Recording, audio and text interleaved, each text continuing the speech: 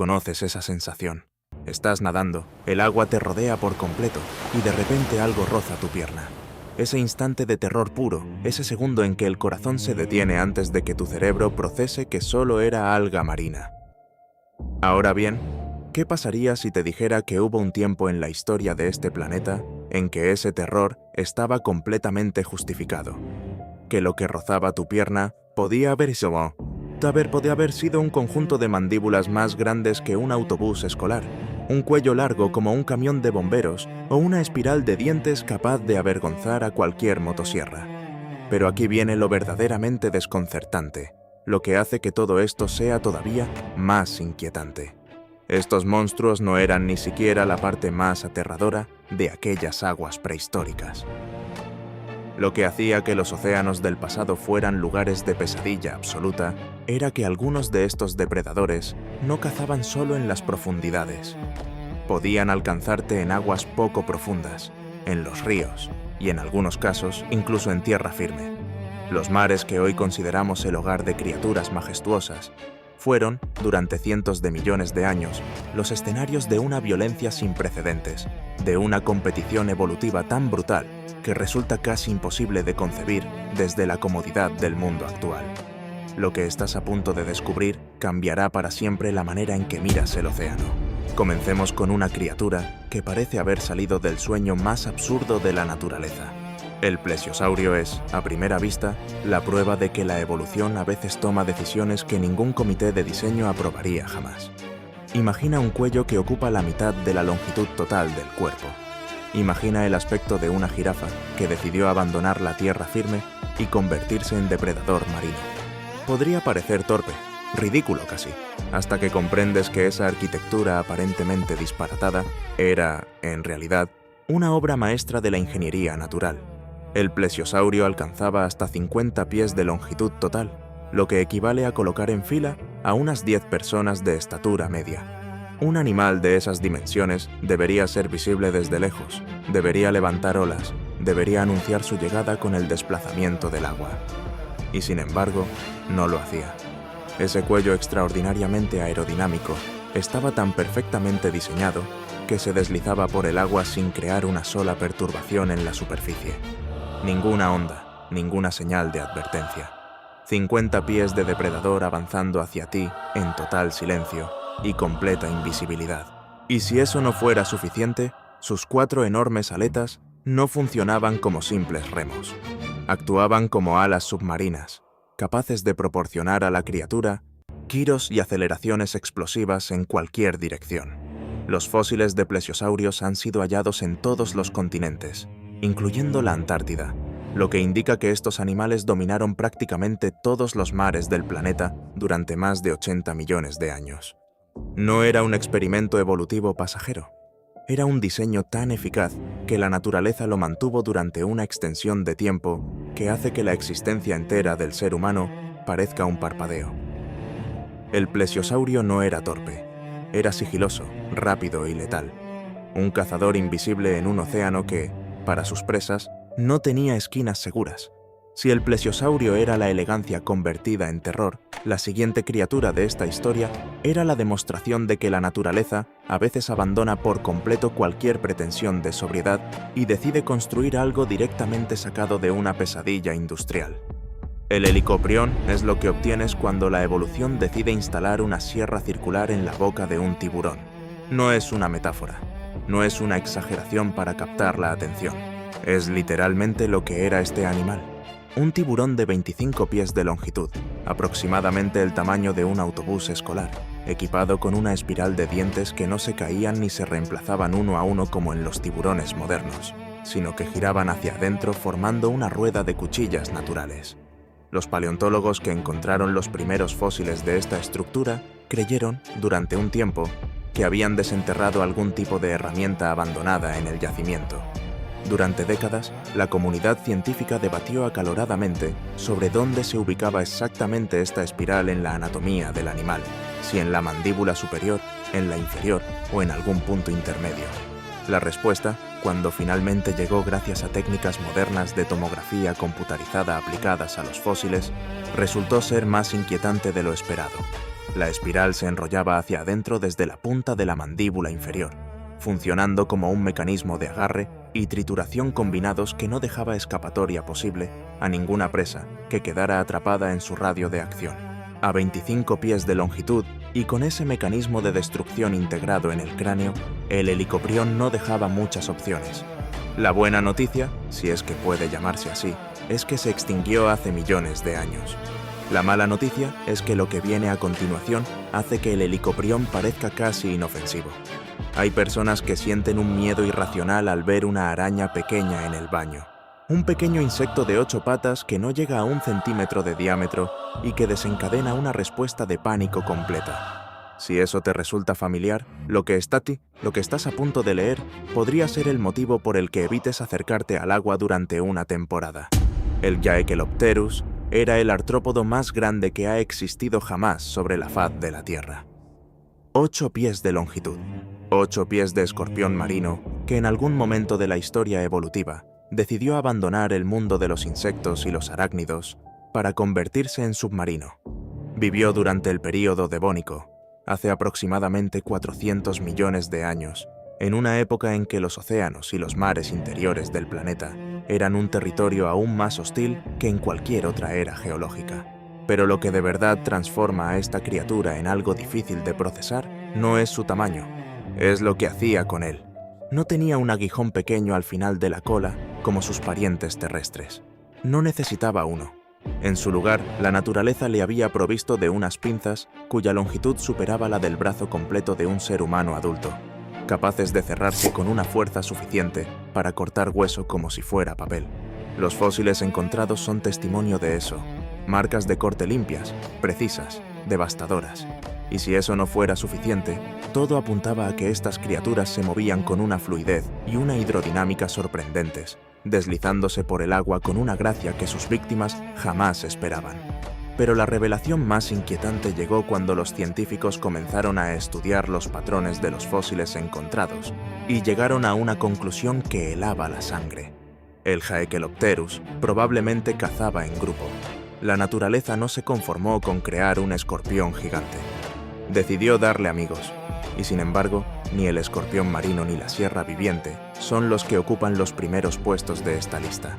Porque en el catálogo de los horrores prehistóricos hay una criatura que redefinió el concepto mismo de depredador acorazado. El Dunkleosteus no tenía dientes. Esta aclaración, lejos de ser un alivio, es el principio de algo mucho peor. Donde la mayoría de los depredadores desarrollaron dientes de esmalte que se gastaban y reemplazaban, el Dunkleosteus optó por láminas de hueso que se afilaban solas mediante el roce entre sí, generando bordes cortantes perpetuamente renovados. 33 pies de longitud, el tamaño aproximado de un autobús, pero no cualquier autobús, sino uno revestido en armadura. En lugar de escamas, este pez llevaba placas de hueso tan gruesas que los primeros científicos que encontraron sus fósiles tardaron tiempo en comprender que estaban mirando los restos de un pez y no los de algún tipo de maquinaria medieval.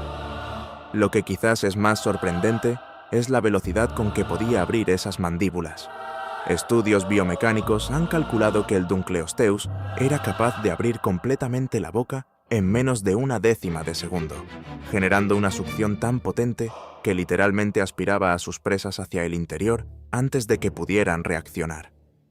Esas mandíbulas laminadas se cerraban entonces con una fuerza de 8.000 libras por pulgada cuadrada, suficiente para convertir un automóvil en papel de aluminio. Los fósiles hablan por sí solos. Huesos triturados, restos de presas procesadas con una eficiencia que no dejaba ningún margen para la supervivencia. Pero lo que eleva al Dunkleosteus a otra categoría de perturbador es un detalle que los fósiles también revelan con claridad. Era caníbal. Los restos de otros Dunkleosteus han sido encontrados entre sus desechos digestivos.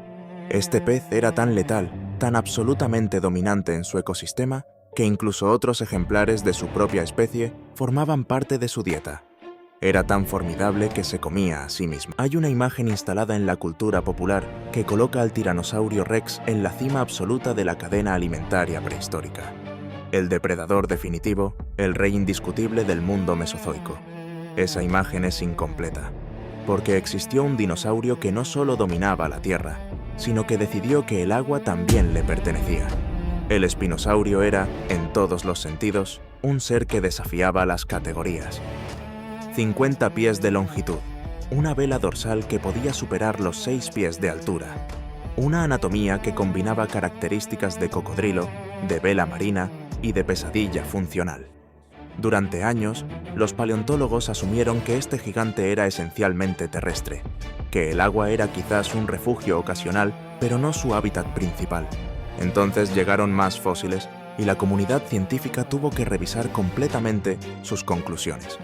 Los huesos del espinosaurio eran significativamente más densos que los de otros dinosaurios de tamaño comparable, una adaptación típica de los animales que pasan tiempo considerable en el agua, donde la mayor densidad ósea ayuda a controlar la flotabilidad. Su cola estaba diseñada para propulsión acuática, con vértebras alargadas que formaban una estructura similar a la aleta caudal de un pez, capaz de generar empuje suficiente para superar en velocidad a una moto acuática moderna. En el morro, una red de sensores de presión que podía detectar el movimiento en el agua con una precisión que hacía innecesaria la visión directa. Este dinosaurio no eligió entre la tierra y el agua. Las dominaba ambas con la misma eficiencia mortal. Y mientras sus presas calculaban mal cuál de los dos entornos les ofrecía más seguridad, el espinosaurio simplemente seguía siendo igualmente peligroso en cualquiera de los dos. Pero si un dinosaurio que cazaba en tierra y agua resulta inquietante, lo que viene a continuación lleva esa inquietud a un nivel completamente diferente, porque el Deinosuchus era un cocodrilo, no metafóricamente. Era literalmente un cocodrilo, el antepasado reconocible de los que pueblan hoy los ríos de África y América. Solo que llamar a este animal simplemente un cocodrilo grande es como llamar a una explosión nuclear simplemente un poco de calor. 35 pies de longitud, un peso comparable al de un autobús escolar completo, y una fuerza de mordida que los científicos han calculado en 100.000 newtons, una cifra que supera a la del propio Tiranosaurio Rex y que equivale aproximadamente a 5 veces la fuerza necesaria para destruir completamente un automóvil. Los fósiles de dinosaurios hallados con marcas de dientes de Deinosuchus no dejan lugar a la duda. Este cocodrilo no se alimentaba de peces. Cazaba dinosaurios activamente y dejaba en sus huesos marcas del tamaño de un plato de cena como firma inequívoca. Se han encontrado restos de hadrosaurios y otros dinosaurios de gran tamaño con mordeduras de Deinosuchus perfectamente identificables, lo que sugiere que este cocodrilo emboscaba a sus presas en la orilla del agua con la misma técnica que utilizan sus descendientes modernos, pero aplicada a una escala absolutamente incomparable. Los cocodrilos modernos ya son animales extraordinariamente eficaces en la emboscada, prácticamente invisibles bajo el agua, hasta el último momento del ataque. El Deinosuchus llevaba esa capacidad a una dimensión diferente, y a diferencia de los cocodrilos actuales, cuyos ojos se ubican en la parte superior del cráneo con un campo visual limitado, los ojos del Deinosuchus estaban posicionados más arriba y con una inclinación hacia adelante que le proporcionaba visión binocular, es decir, la capacidad de calcular distancias con una precisión que hacía que cada emboscada fuera, con altísima probabilidad, la última experiencia de la presa. Llegamos ahora a una criatura que parece diseñada específicamente para demostrar que la naturaleza no tiene límites cuando se trata de optimizar la muerte a distancia. El elasmosaurio medía 46 pies de longitud total. De esos 46 pies, 25 correspondían únicamente al cuello, 25 pies de cuello en un cuerpo de 46. Un niño que dibujara este animal con crayones sería corregido por sus maestros. La realidad superaba cualquier imaginación infantil. El elasmosaurio poseía, además, hasta 72 vértebras cervicales, más que cualquier otro vertebrado conocido, lo que le proporcionaba a ese cuello una flexibilidad casi ilimitada en cualquier dirección. Ese cuello no era un inconveniente evolutivo, era un arma de precisión. El cuerpo del elasmosaurio podía permanecer completamente oculto en aguas turbias, detrás de formaciones rocosas, en la oscuridad de las profundidades medias, mientras ese cuello de 25 pies se extendía silenciosamente hacia la superficie o hacia los cardúmenes de peces que se movían confiados en aguas más claras. Un rifle de francotirador orgánico capaz de atacar desde un ángulo completamente inesperado, desde una distancia que ninguna presa habría calculado como zona de peligro. Y aquí viene el detalle que convierte al elasmosaurio de peligroso a verdaderamente escalofriante. Los indicios fósiles sugieren que estos animales cazaban en grupo. No uno, sino varios de esos periscopios vivientes coordinando ataques desde ángulos diferentes de forma simultánea. Si el plesiosaurio era la evolución del depredador invisible, el elasmosaurio era su forma más perfeccionada, más larga, más organizada y más letal. Hasta ahora hemos hablado de reptiles, de peces acorazados, de artrópodos gigantes y de dinosaurios anfibios. Pero la historia de los océanos prehistóricos no estaría completa sin mencionar el momento en que los mamíferos decidieron unirse al panteón del terror marino. El Livyatan Melvillei, bautizado con el nombre del monstruo bíblico Leviatán, no fue un error de nomenclatura. Fue una declaración de intenciones científica, un homenaje consciente a la tradición de nombrar lo innombrable. 60 pies de longitud. Una ballena sperm de dimensiones que hacen que sus parientes modernos parezcan animales de compañía. Pero lo que distinguía al Livyatán de cualquier ballena conocida no era su tamaño, eran sus dientes. Los dientes de esta criatura eran los mayores de cualquier animal del que se tenga registro en la historia natural del planeta. Cada uno de ellos superaba el pie de longitud. Para hacerse una idea concreta, eso significa piezas dentales más largas que el antebrazo de un ser humano adulto. Y esos dientes no eran decorativos ni estaban destinados únicamente a sujetar peces. El Livyatán cazaba otras ballenas que eran en sí mismas depredadores apex en sus propios ecosistemas. Esta criatura estaba posicionada tan arriba en la cadena trófica que sus presas eran ya lo que la mayoría consideraría el terror definitivo del océano. Con un sistema de sonar sofisticado capaz de rastrear presas en aguas completamente oscuras, y con una fuerza de mordida capaz de destruir una embarcación pequeña, el Livyatan Melvillei vivió durante el Mioceno, hace entre 12 y 13 millones de años, en océanos que ya empezaban a parecerse a los actuales. Su existencia demuestra que incluso en épocas geológicamente recientes, el mar guardaba formas de violencia que escapan completamente a nuestra intuición moderna. Y sin embargo, incluso el Livyatán tenía un rival que redefinía los límites de lo posible. El mosasaurio era un lagarto. Esta afirmación requiere un momento de procesamiento. Un lagarto, un reptil escamoso que, en algún momento del Cretácico, tomó la decisión evolutiva de abandonar la Tierra por completo y convertirse en el depredador marino más versátil que el mundo ha conocido. 56 pies de longitud hacen que los grandes tiburones blancos modernos parezcan peces de colores con actitud. Pero el tamaño era solo el punto de partida. La mandíbula del mosasaurio tenía una articulación doble, similar a la de las serpientes, que le permitía desencajar la boca de formas que ninguna anatomía convencional habría permitido. Sus dientes estaban cerrados tanto por delante como por detrás, convirtiendo cada mordida en una herramienta de doble corte. Un cráneo con una articulación especial que le permitía girar la cabeza con una fuerza y velocidad que convertían cualquier encuentro con una presa en algo que se parecía más a un derbi de demolición que a una caza convencional. Aletas especializadas que le permitían cazar a cualquier profundidad, desde la superficie hasta el fondo marino. Y una cola con aleta similar a la de un tiburón que generaba suficiente empuje para lanzar todo el cuerpo del animal fuera del agua. Imagina un lagarto del tamaño de un autobús saltando completamente fuera del océano. Los mosasaurios dominaron los mares del mundo durante los últimos 20 millones de años del Cretácico, convirtiéndose en el grupo de depredadores marinos más exitoso de su época y desplazando a prácticamente todos sus competidores. La visión binocular le proporcionaba la misma precisión de cálculo de distancias que vemos en los depredadores más eficientes de la actualidad. El mosasaurio no era simplemente grande. Era el resultado de millones de años de optimización en todas las dimensiones posibles del arte de cazar. Y entonces llegamos al final de esta historia, al punto culminante de todo lo que el océano prehistórico fue capaz de producir, al animal frente al cual todos los anteriores resultan, en cierta medida, prólogos. El megalodón. Hay cosas que uno sabe de manera racional y cosas que uno comprende de verdad solo cuando se enfrenta a los números. 59 pies de longitud. Eso es aproximadamente 10 metros más largo que el autobús escolar más grande que puedas imaginar. Pero la longitud es casi lo menos importante cuando se habla del megalodón. Los dientes de este tiburón tenían el tamaño de un rostro humano, no los dientes del animal en conjunto. Cada diente individual tenía aproximadamente las dimensiones de la cara de una persona. Cuchillos de sierra cerrados en ambos bordes, capaces de cortar huesos de ballena como si fueran mantequilla.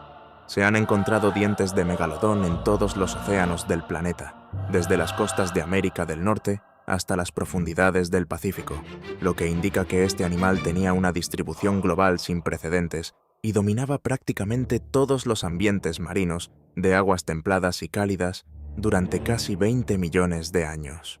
Y cuando el megalodón decidía moverse hacia una presa, alcanzaba velocidades de 45 millas por hora.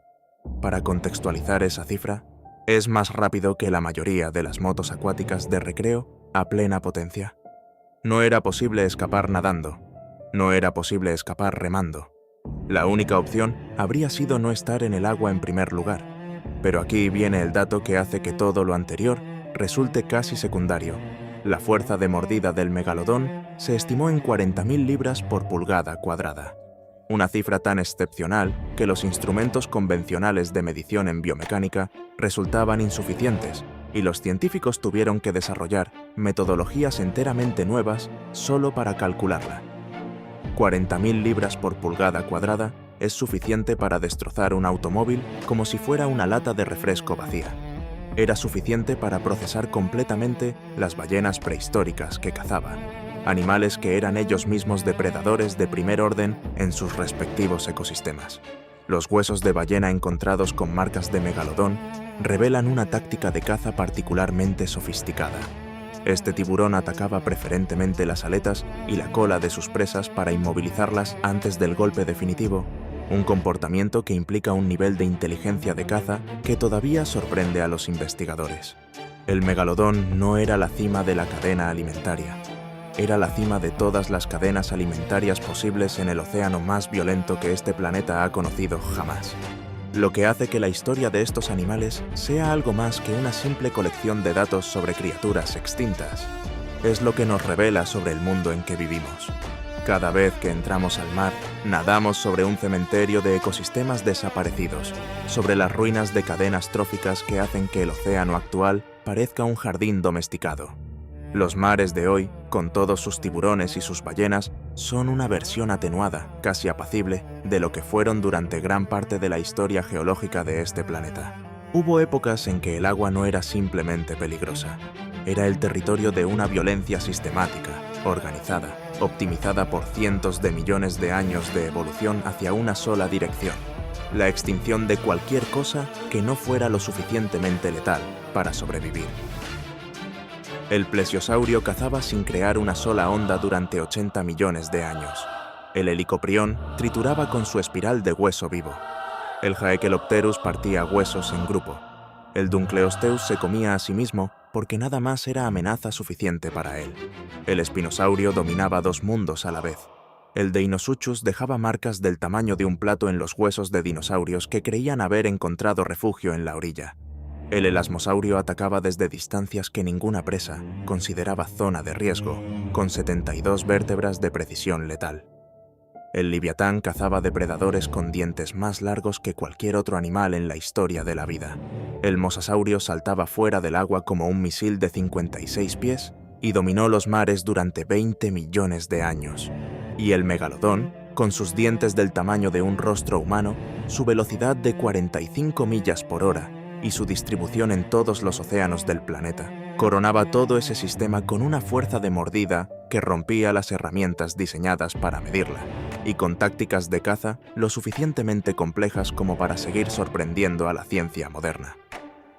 Estos no eran monstruos de película, eran organismos reales, producto de procesos evolutivos reales, que poblaron los mismos océanos sobre los que hoy navegan barcos de crucero y en los que hoy nadan turistas.